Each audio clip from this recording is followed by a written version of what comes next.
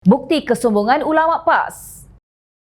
Seorang anggota Parlimen Perikatan Nasional PN yang diundi rakyat untuk menjadi wakil mereka di Parlimen kelihatannya sudah menyimpang jauh daripada maksud sebenar dirinya diangkat menjadi ahli Parlimen. Apabila didengari apa yang dinyatakan adalah terlalu sukar untuk diterima bahawa dirinya seorang pemimpin yang kononnya mendukung perjuangan Islam di negara ini. Beberapa hari lalu, Datuk Dr. Nik Muhammad Zawawi Saleh iaitu PN Pasir Putih mengakui beliau secara peribadi mendoakan kejatuhan pentadbiran 22 bulan Kerajaan Pakatan Harapan PH sebelum ini.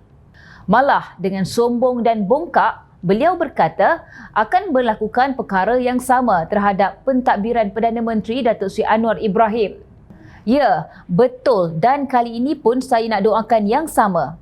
Kata bekas Ketua Dewan Ulama PAS itu ketika bangkit mencelah kenyataan RSN Raya PH Jelutong. Nik Muhammad Zawawi berkata demikian selepas Raya menunding jari kepadanya. Terdahulu, Nik Muhammad Zawawi membangkitkan soal peruntukan kepada anggota Parlimen yang didakwa tidak adil. Sejurus itu, Nik Muhammad Zawawi berkata kerajaan akan terumbang-ambing kerana tidak mendapat pertolongan daripada Allah Subhanahu Wa Taala. Disebabkan itu juga, Nik Muhammad Zawawi berkata kerajaan pimpinan Anwar ini akan menemui ajal. Allah Subhanahu Wa Taala tidak melembutkan hati manusia untuk bersama-sama dengan kerajaan dan kerana apa? Kerana kerajaan bersikap di luar daripada batas-batas kemanusiaan.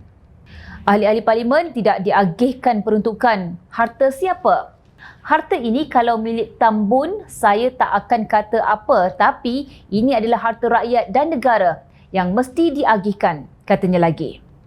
Nik Muhammad Zawawi justru memberi amaran jangan sampai rakyat membanjiri Kuala Lumpur seperti perhimpunan membantah cadangan ratifikasi Konvensyen Antarabangsa mengenai penghapusan segala bentuk diskriminasi kaum ICED pada 2018.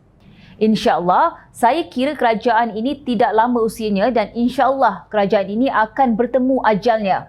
Katanya ketika membahaskan Belanjawan 2024 dalam sidang Dewan Rakyat. Tentu anda masih ingat, Mei lalu terdapat satu berita yang tular menyatakan bahawa terdapat pengikut parti politik yang terlalu taksub sehingga sanggup mengajak jemaah umrah mendoakan kejatuhan kerajaan di Tanah Suci Mekah. Sedangkan sebagai rakyat yang cintakan negara, apa yang perlu dilakukan adalah individu itu perlu membawa hajat serta mendoakan agar Allah baiki kehidupan kita dan kerajaan yang ada sekarang ini untuk memerintah rakyatnya dengan lebih baik. Jika doakan kejatuhan kerajaan, adakah kerajaan baru akan lebih baik? Sama sahaja. Doakan yang baik-baik untuk Allah bantu mereka untuk memerintah. Inilah yang dinamakan taksub di mana pengikut parti tertentu begitu taksub dan hanya mempercayai kononnya hanya parti mereka saja yang mampu menjadi kerajaan yang bagus. Tidak pernah tersangka akan terpacul daripada mulut seorang yang pernah memegang jawatan sebagai Ketua Dewan Ulama PAS ayat dan doa sedemikian dan disaksikan oleh seluruh rakyat jelata. Ia memalukan dan mengaibkan agama. Dalam keadaan rakyat Palestin nun jauh di sana ditindas dan dizalimi, ketika Islam diperkosa dan dinoda oleh puak Zionis, rakyat Malaysia berhimpun dan bersolidariti tanpa mengira fahaman dan agama demi sebuah kedamaian. Tiba-tiba bangkit seorang yang menggelarkan dirinya ulama dengan doa sedemikian rupa. Nak harapkan ulama seperti mereka bersolidariti jauh sekali.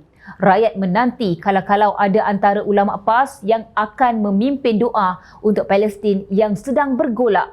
Namun, Allah tunjukkan siapa mereka yang sebenarnya. Tahukah Nik Zawawi kesan sekiranya berakau pergolakan politik atau kejatuhan kerajaan seperti yang berlaku pada Februari 2020? Atau Nik Zawawi tidak sedar semua itu? Mustahil tidak sedar kerana yang menjadi dalang utama tebuk atap adalah presidennya sendiri. Politik huru-hara, seluruh negara menderita, pelabur lari ke negara jiran, perniagaan gulung tikar, rakyat tiada kerja dan pendapatan, ekonomi merudum dan tempoh 33 bulan yang dibuat oleh para pengkhianat daripada PAS dan Bersatu merupakan sejarah hitam negara yang tidak akan terpadam. Apa yang Nik Zawawi nak hairankan? Dalam kesusahan rakyat selama itu, PAS bukan main bermewah-mewah. beli kereta Mercedes RM700,000 sebuah untuk pimpinan negeri, bonus raya berpuluh-ribu ringgit seorang, naikkan allowance para exco, semuanya di saat rakyat kebuluran kibar bendera putih. Ada mereka peduli? Sekarang mereka nak tunjuk kononnya mereka lah antara yang terpaling peduli. Sedihnya Malaysia dikurniakan orang alim dan mendakwa mereka ulama, tetapi begini sikap mereka terhadap rakyat dan negara. Sombong, angkuh, belagak dan meninggi diri. Kepada Datuk Seri Tuan Ibrahim Tuan Man, ini bukan tanda kiamat.